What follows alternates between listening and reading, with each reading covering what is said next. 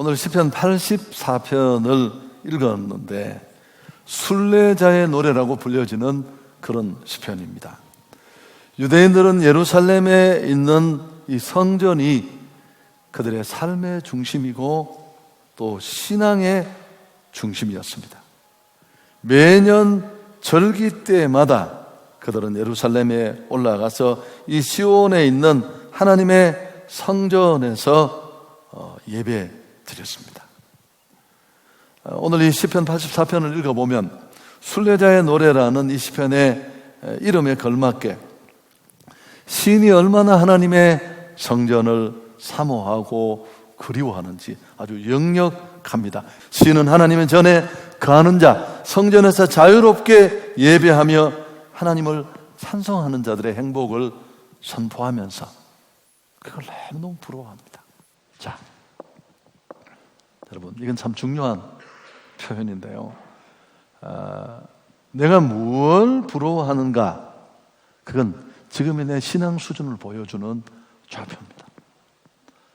내 모습은 그저 거울 앞에 이렇게 서면 알 수 있지만 내 신앙의 모습을 발견하는 일은 쉽지 않잖아요.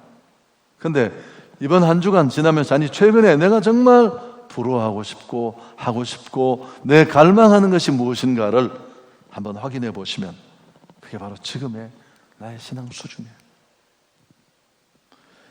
여러분 10절은 너무너무 감동적이고 잘 알려진 구절이면서 이 시편 84편의 절정이라고 할 수 있습니다. 우리 10절을 같이 한번 읽을까요? 주의 궁정에서의 한 날이 다른 곳에서의 첫날보다 나은즉 악인의 장막에 사는 것보다 내 하나님 성전 문지기로 있는 것이 더 좋습니다. 하나님의 전과 예배를 너무 갈망하니까 차라리 하나님의 집에 청소부라라도 뒤치다꺼리하는 일을 하더라도 그게 나는 더 좋습니다.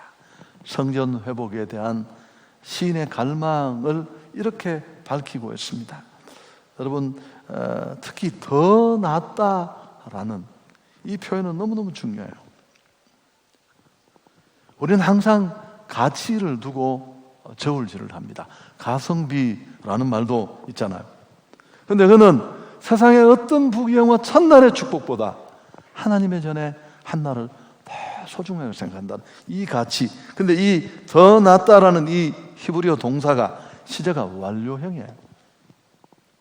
지금 자신이 이게 정말 가치 있고 이게 정말 우선적이고 이게 정말 소중하다는 이 결정은 선택은 결코 변하지 않는다는 거죠. 지금만이 아니라 이후에 계속해서. 할렐루야. 일부에는 사람이 적었는데도 참고로 말씀드리겠습니다. 훨씬 아멘이 많았습니다. 그분들도 마스크를 다 차고 나오셨거든요. 참 오늘 이 시편은 길어질 수 있는데 오늘 좀 길 수도 있는데 정말 설명할 게 많아요. 시인이 얼마나 하나님을 좋아하고 주의 전에 나가서 그분을 만나고 예배하는 일을 연인이 만나고 싶어하는 것처럼 사모하고 갈망했는지를 보여줍니다. 여러분 시인의 꿈은 이 정도가 아니에요. 아니 아예 하나님의 집에 살고 싶었습니다. 자 4절이 그 내용인데 이번 번역은 정확하게 그 의미를 담고 있습니다. 주의 집에 사는 자들은 복이 있나니 그들이 항상 주를 찬송하리이다. 여기 산다는 말은 하나님과의 교제, 만남을 말하기도 하지만 실제로 당시 레위인과 성전 봉사자들은 성전에 거했습니다. 제가 신앙하는 어떤 친구가 이 구절을 얘기하면서 자기가 너무 하나님이 좋아서 참 감동을 받았던 기억이 새록새록합니다. 사랑하는 여러분, 우리는 한없는 은혜를 받았습니다. 오늘 이 시인만이 아니에요. 하나님을 아버지라고 부를 수 없는 죄 가운데 완전히 죽었던 인생인데 우리가 무슨 그분의 사랑을 받고 그분의 아들 될 만한 시험을 패스하고 자격증을 딴 게 아니잖아요. 그 은혜로 값없이 공짜로 그분의 의로 가리워서 우리를 의롭다고 여겨주셔서 그분의 그 가리워주시는 은혜로 우리가 자녀가 된 줄 믿습니다. 그 사랑이 너무 커서 나 구원을 받았다는 그런 감격이 우리 안에 있는데 신앙이 조금씩 자라고 성장해 가면 부모에 대해서도 우리가 그렇게 표현한 것처럼 내가 받은 이 사랑이 너무 큰데, 내가 받은 이 은혜가 너무 깊은데 어떻게 이걸 드러내고 그 사랑을 표현하고 드릴 수 있을까? 뭐 여러 가지 방법이 있을 겁니다만, 하나님을 향해 우리가 받은 그 감격과 은혜와 사랑을 표현할 수 있는 최고의 방법이 있다면 그게 예배입니다. 예배. 우리가 정말 사랑하는 것을 숭배합니다. 돈, 자식, 권력 다 그렇습니다. 근데 사실 이런 것들은 하나님이 인생에게 허락하신 한낱 선물에 불과해요. 우리의 숭배를 받을 만한 가치가 전혀 없습니다. 주신 하나님 없이는 아무런 의미도 없습니다. 나를 만드시고 나를 구원하신 하나님만이 우리의 경배를 받아 마땅한 유일한 가치를 지닌 분이십니다. 여러분, 이걸 깨닫게 된 사람들이 그 마음과 정성과 사랑과 고백과 가치를 담아 엎드리는 것, 이게 바로 예배이거든. 예배. 그래서 전도서 우리가 주일마다 묵상했잖아요. 전도서를 쭉 읽어보면 청년의 때에 무엇보다도 이런 사실이 분명히 정립되어야 한다. 전도서 12장 1절에 너는 청년의 때에 너의 창조주를 기억하라. 자, 부모가 자녀에게 예배를 가르쳤다면 다 가르친 거다. 하나님과 연결되고 축복의 근원 되신 전능자의 손에 붙잡힌 그 아이의 인생은 하나님이 이끌어 가실 겁니다. 예배를 영어로 worship이라고 하잖아요. 가치를 돌려드린다는 뜻입니다. 성경은 인생 최고의 가치를 뭐라고 하느냐 하면 하나님을 알고 그분을 바로 예배하는 것이다. 사실 성경의 역사는 예배의 역사라고 해도 과언이 아닙니다. 쭉 한번 제가 얘기를 해볼까요? 처음에 하나님이 온 만물을 만드시고 자기 형상을 따라 인간을 지으셨습니다. 하나님은 왜 사람을 만드셨을까요? 그저 우리 뒤치다거리나 하려고. 하나님은 늘 우리에게 은혜를 베풀어 주십니다만 사람 만든 목적이 뭘까요? 하나님을 경배하는 겁니다. 이사야 43장 7절에 내 이름으로 불려지는 모든 자 곧 내가 내 영광을 위하여 창조한 자를 오게 하라.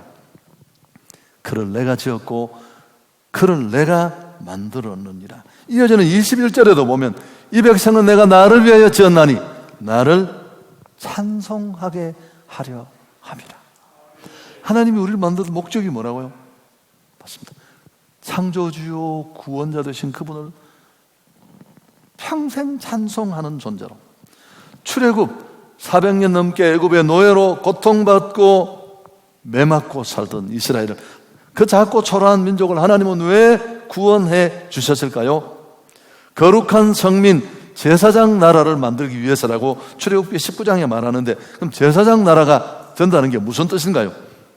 제사장은 하나님께 경배 드리는 게 전담 일이에요.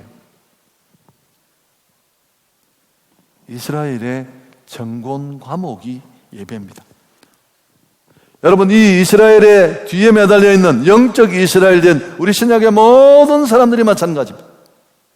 오늘 구원받은 자기 백성이 할 수 있는 최고의 일, 날마다 해야 할 일, 우리에게 주어진 임무, 우리 구원의 목적, 모두가 그분을 높이는 예배입니다. 온 지구촌의 모든 종족이 엉뚱한 우상에 코박고 우상 숭배할지라도 우리만큼은 하나님을 예배하고 그 하나님을 찬송하는 존재로 만드시겠다는 의지가 이 속에 담겨 있습니다.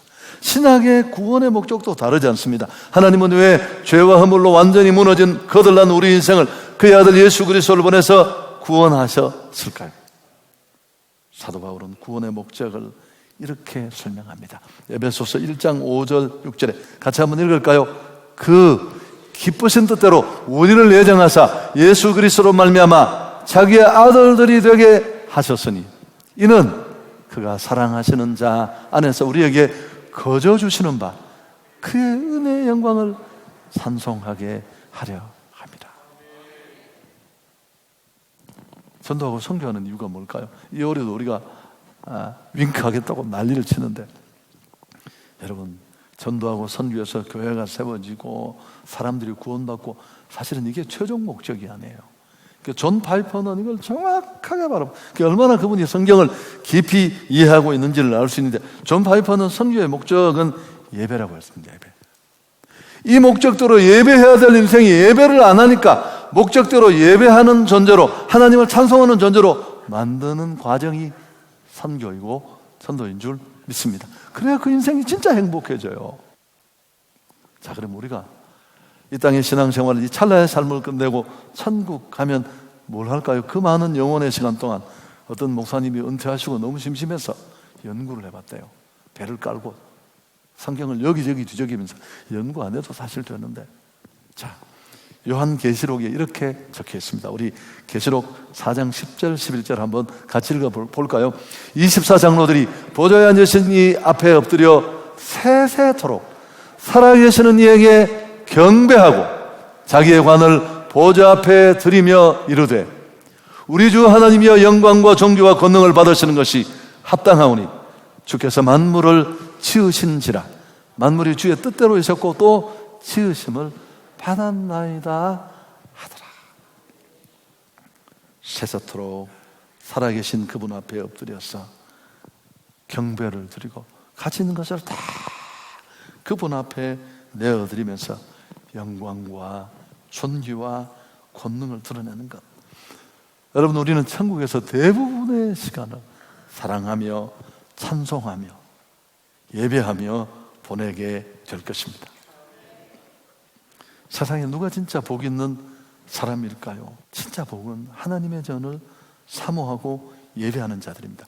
오늘 이 시편 84편은 집에 가서 읽어보시면 좀 복잡하지만 하나님의 전, 하나님의 성전을 일컫는 여러 가지 명칭들이 다 나오고, 또 3번 반복되는 중요한 표현이 감탄문으로 나옵니다. 그 사람은 정말 복되다. 그 사람은 진짜 복되다. 그 사람은 참 복되다. 4절, 5절, 12절 단락이 끝날 때마다 이게 3단락으로 되어 있는데, 4절에 주의 집에 사는 자가 복이 있다. 하나님이 너무 좋고 너무 하나님을 예배하고 싶고 만나고 싶은데 차라리 거기 사는 사람이 부럽다는 거야. 또 5절에 마음의 시온의 대로가 있는 자는 복이 있다. 시온산에 하나님 성전이 있었습니다. 예배 드리려고 성전에 그분 만나러 딱 올라가는 길에 들어선 자가 이미 복이 있다는 말이에요. 아멘. 그리고 12절에 주를 의지하는 자가 복이 있다. 이게 결론입니다. 하나님은 진짜 목적대로 하나님을 예배하고 어떤 자리에서도 하나님만 드러낸, 그러니까 하나님은 영광을 빼앗아가는 걸 제일 싫어하세요. 그분이 드러나야 돼. 이렇게 은근히 있으면서 우리 그런 기질이 있잖아요. 지가 잘한 것처럼. 그러면 그분은 너무너무 싫어. 그때는 여러분 정확하게 옆으로 비키셔야 돼요. 10절 11절 다시 한번 보십시오. 하나님은 진정 예배하는 자를 찾으시고 그들의 예배를 받으시고 복 주시는데, 주의 궁전에서 한 날이 다른 곳에서의 첫날보다 나은즉 악인의 장막에 사는 것보다 내 하나님 성전 문지기로 있는 것이 좋사오니 여호와 하나님은 해요 방패이시라. 여호와께서 은혜와 영화를 주시며 정직하게 행하는 자에게 좋은 것을 아끼지 아니하신다. 하나님을 예배하는 게 가장 가치 있는 일이고, 그 하나님과 바른 관계 속에 그분을 만나고 예배하는 자가 가장 복 있는 자인데, 여러분 반대로 제일 고통스러운 일이 뭘까요? 예배하던 사람이 예배할 수 없을 때입니다. 여러분 이런 고통이 있으셨나요? 막 사랑하는 사람인데 정말 만났는데 앞에서 3시간 막 머리를 맞대고 온갖 이야기를 하다 왔는데 또 돌아오는 길에 이어폰을 끼고 또 통화를 했어요. 근데 못 만난다. 그런 고통이 여러분에게 있었습니까? 여러분 저는 이 2달이 정말 고통스러웠어요. 제 개인적으로는 일이 준 게 하나도, 설교 다 하고 준비할 거 다 하고 했잖아요. 그리고 은혜도 별로 차이가 없어요. 현장 예배 오신 우리 장로님 몇 분 교육자들은 알지만 우리는 더 간절했고요, 더 절절했고, 새벽기도 불이 꺼진 적이 없었고요. 근데도 마음이 너무너무 아팠어.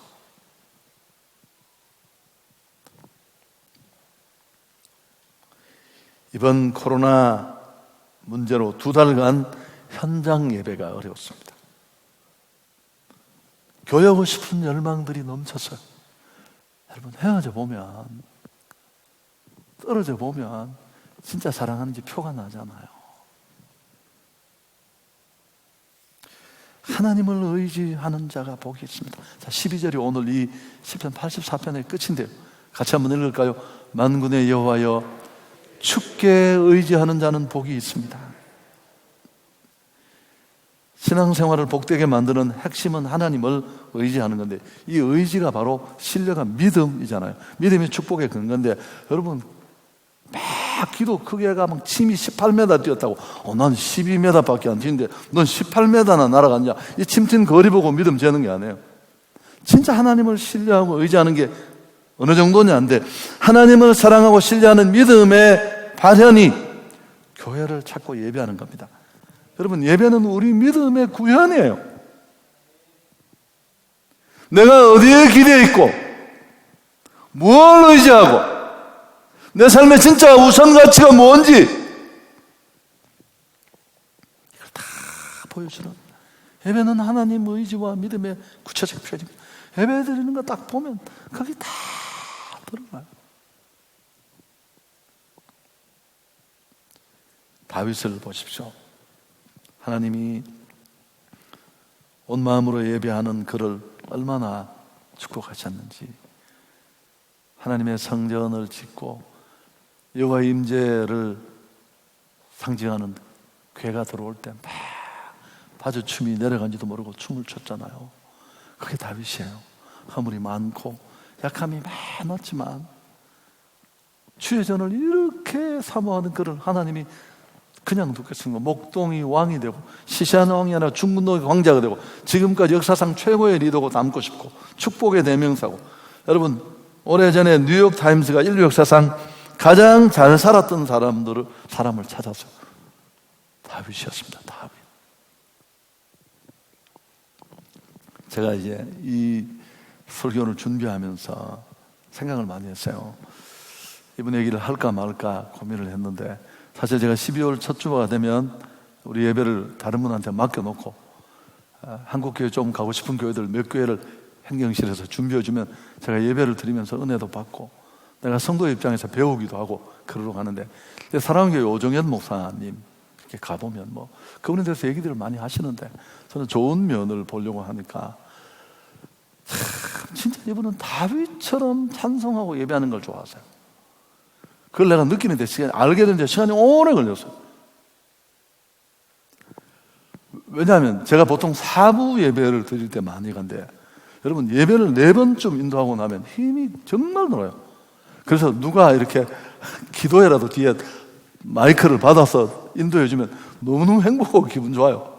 실제로 제가 그럴 때도 있는데, 이분은 사부를 마치면서도 또 찬송하고 싶어가 예배를 요거 한 번만 더 하자. 그래서 내가 여러 번 보면서, 그래, 하나님이 저분의 저런 면을 참 좋아하시겠구나. 여러분, 하나님이 우리가 완벽해서 우리를 쓰는 게 아니에요. 만일 완벽해서 나를 쓰신다면 여기 쓰임받을 사람 누가 있어요? 예배는 구원의 은혜를 입은 자들의 마땅한 의무입니다. 창조의 이유, 죄에서 구원한 이유, 자기 아들 죽여서 살려낸 이유, 우리가 전도하고 선교하는 이유. 천국 가서도 우리는 그거 할 거예요. 그 영원한 시간 동안에. 여러분, 이런 걸 생각하면 비정상적인 상황에서 드리고 있는 어쩔 수 없이 행하게 된 이 최근에 이런 예배들은 참 아쉬움이 많죠. 어쩔 수 없는 상황에 이루어졌지만, 여러분, 영상으로 드리는 예배는 환자나 또 예배할 수 없는 자들에게는 참 소중하고, 저는 특히 이번 이 상황을 준전시 상황으로 이해했습니다. 이렇게 뭐 휴대폰이나 전화로 막 무슨 이렇게 경고 문자 오면 제가 예민하니까 막 짜증이 나더라고. 이것 때문에 내가 정말 힘들었는데 어느 날 그래, 이게 준전시다. 그럼 이거 문자가 날아오는 건 이게 공습 경보인데 지금 공습이 있을 때니까 주야라 고마워해야 되지. 그렇게 생각하니까 마음이 굉장히 편안해지더라고요. 제가 말씀드리려는 요지가 뭐냐면, 지금 우리가 2달간 드렸던 이 어정쩡한 예배는 신학적으로 다시 정리가 필요하고, 예배학적으로도 여러 가지 많은 얘기가 있는데 그 얘기는 제가 지금 다 못하고요. 교회는 하나님으로부터 부름받은 백성들의 모임입니다. 교회, 에클레시아라는 뜻은 세상으로부터 불러낸 모임입니다. 지상의 가시적 교회는 모이지 않으면 교회 존재의 의미가 없어요. 교회는 건물이 아니고 성도의 모임이 교회니까요. 교회는 모일 때 교회다움을 뽐내고 교회다움을 드러내는 것입니다. 여러분 꼭 진정한 영적 가치, 영적 예배, 진정한 예배 가치 회복에 우리 모든 성도들이 총력을 기울여 주시기 바랍니다. 제가 한 가지만 이야기하고 설교 마치러 가는데, 누가 복 있는 자인가? 3번 감탄문으로 나오는 중에 이 5절이 참 주목할 만해요. 한번 보여주시죠. 주께 힘을 얻고 그 마음에 시온의 대로가 있는 자가 복이 있다. 여러분, 예배는 우리가 힘을 얻는 통로예요. 성도는 밥 힘으로 사는 게 아니라 예배 힘으로 다 살아. 근데 그 마음에 시온의 대로가 있다는 말이 뭐냐면, 시온산에 하나님 성전이 있었습니다. 하나님을 만나러 그 시온으로 가는 길에 딱 들어서면 이미 복이 있다라는 말입니다. 근데 여기 좀 설명을 필요로 하는 건, 이 시온의 대로라는 히브리 원문 메실라라는 이 단어는 쌓아 올린다는 뜻이었습니다. 원래 길이 만들어진 게 아니고 자꾸 길이 아닌 데를 반복해서 밟아서 단단해져 길이 된 거예요. 자, 보십시오. 내가 예수를 처음 믿고 구원을 받는 날 이 길이 열려요. 아직은 가기에는 좀 거친 길인데 그 길을 밟고 가고 또 가면서 이게 시온의 대로가 되는 줄 믿습니다. 여러분, 이 시온의 대로가 열리면 이 열려진 통로로 하나님은 만 가지 복을 꽉. 우리 부목사님 계신 최윤식 목사님 어머님은 대구 분이에요. 그분이 대구 출신이니까 제가 여기 왔을 때 벌써 내가 우리 예배 가끔씩 오신데 와서 그 집에 아주 다 수저들이에요. 다 의사고 뭐 또 신앙생활 정말 잘하세요. 근데 제일 못한 사람이 우리 최윤식 목사예요. 세상적으로는 좋은 직장인데 어머니가 늘 이제 우리 한성교회 와서 깨어지고 은혜 받고 목회자가 됐잖아요. 됐는데 그 어머니가 제 손을 잡고 한 말이 있습니다. 목사님, 나는 공부하라고 얘기한 적 한 번도 없어요. 참고로 관료 열고 이 집 사람들이 공부를 다 잘합니다. 그러니까 할 말이 없죠. 할 필요가 없으시겠죠. 그러니까 예배만큼은 내가 용서하지 않았습니다. 나는 우리 아이들을 예배자로 세우는데 내 인생을 다 걸었다고. 여러분, 그렇죠. 이 치과병원을 크게 하는데 손님이 터져 나가요. 기도받아야 이빨 뽑아 죽어요. 캄보디아에 어마어마한 선교센터 병원을 세우는 거 다 선교사예요. 선교사. 그러니까 하나님이 많은 복들을 주십니다. 말씀 마치겠습니다. 내 마음에 이 시온의 대로가 뚫려 있는지, 하나님을 만나고 예배하는 일이 오늘 이 시인이 말한 것처럼 내 인생에 최고 가치가 있고 최우선 순위가 있습니다. 그리고 우리가 이런 신앙으로 살다가 또 우리 아이들에게, 자녀들에게 이런 신앙을 물려주면 좋겠습니다.